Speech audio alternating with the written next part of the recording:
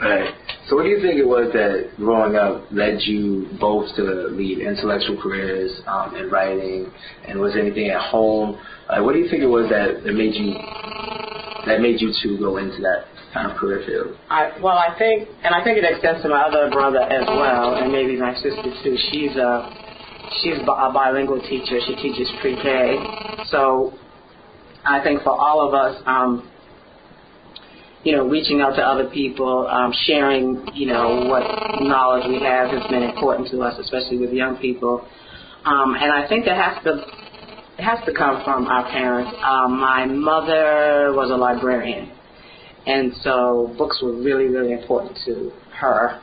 And she made them important to us because she was like, no TV, if you haven't read, such and such. And at first it kind of felt like a punishment, but I think we later on appreciated it, that, we could enter into another world that someone else had created.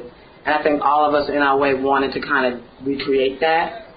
And so that was his way, because I think inevitably all of us are interested in telling stories. And so, that's certainly what he's done. My oldest son, just put together sort of a tribute to him that incorporates the names of every song and every CD. And it's just amazing, some of the things that once I looked at it all together, what he was trying to create, his body of work. But they all told stories. And he always cared about people who didn't have, like the have-nots, I guess, is a cliche way to say it. He always cared about the underdog and wanted to lift, that person up, or someone who felt like they were an underdog, he wanted to lift them up. And I so appreciate that. There's been a little controversy about finding out about information about Guru in his last days from Solar, and not releasing information on where the body was. Could you shed a little light on what exactly was going on with that? Yeah, I think that I don't know a whole lot about why my brother trusted Solar as much as he did, but he did. And Solar entered into his life maybe about 6 or 7 years ago, and I remember because so much changed around that time. He started becoming distant from some of the other people he had worked with, somewhat distant from us, and that part of it was he was also joining the 5 Percenters at that time, which is an offshoot of the Nation of Islam.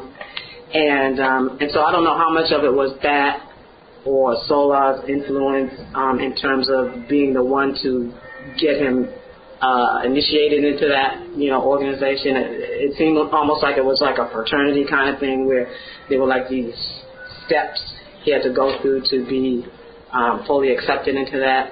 So a lot of that was secret society kind of stuff that I didn't know about. But as I said, he and I were really close. So I remember him being very excited about, joining the 5 Percenters and about how he felt like Solar was going to be able to help his music get to another level. He had separated from Premier. That whole story I don't quite know either, and I've heard a lot of rumors about it, so I don't even want to speculate on that. But that relationship had been severed. I do know that my brother had gotten involved with alcohol, and that had had an impact on his music and his performances, and that he felt like Solar helped him overcome that issue. And so he would say to me, this guy saved my life. That's what he would say. And I was like, okay, all right. But I still didn't get, what was so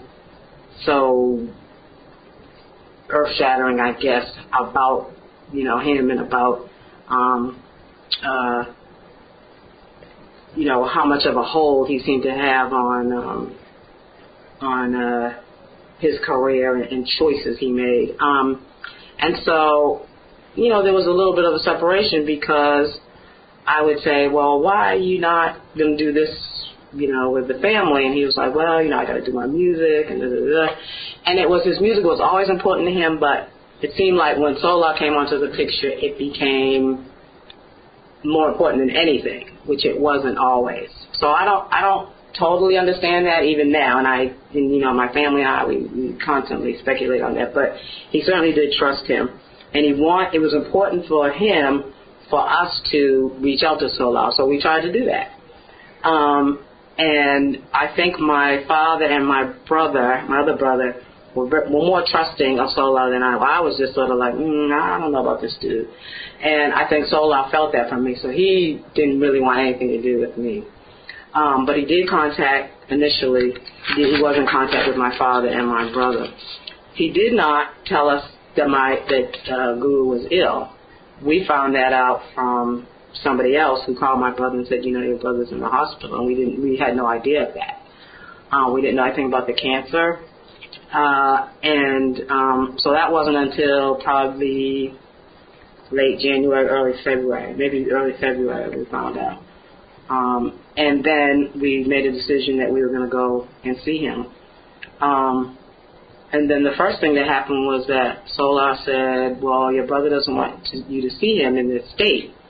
And I was still sort of like, you know, who cares, let's just go. But my other brother was like, well, we need to, you know, respect his wishes and just wait. And so we thought, you know, he would be getting better. He was in the hospital. He was, you know, on the road to healing. So we were like, okay, we'll wait. So maybe that was like mid-February. And then I happened to be getting ready to go up to New York because my daughter had an audition up there. And so that same weekend, that's when my brother got a call from Solar that he was in a coma. So it was weird in the sense that, you know, first we get this message that he doesn't want to see us. He doesn't want us to see him in that state.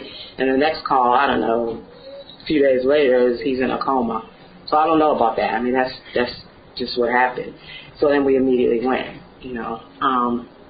And so, you know, after that occurred, I felt like the situation was, there were just too many questions that I had about the situation. And Solar, when we got to the hospital, we found out that Solar was the healthcare proxy. And I didn't know what to make of that. But my other brother was sort of like, well, you know, I mean, he's up here, we're not, because my brother lives in California, you know, I live here. And he's like, you know, it's okay. And so, as I said, he trusted him, but it just didn't feel right to me. And I think he knew that, and I had decided I was going to have someone else who was in New York looking on the situation. I sent that person over there. And once that happened, that was when Solar was like, okay, that's it. And we couldn't get any more information. We didn't have access. You know, we couldn't. My 88-year-old father couldn't even call the hospital and get information.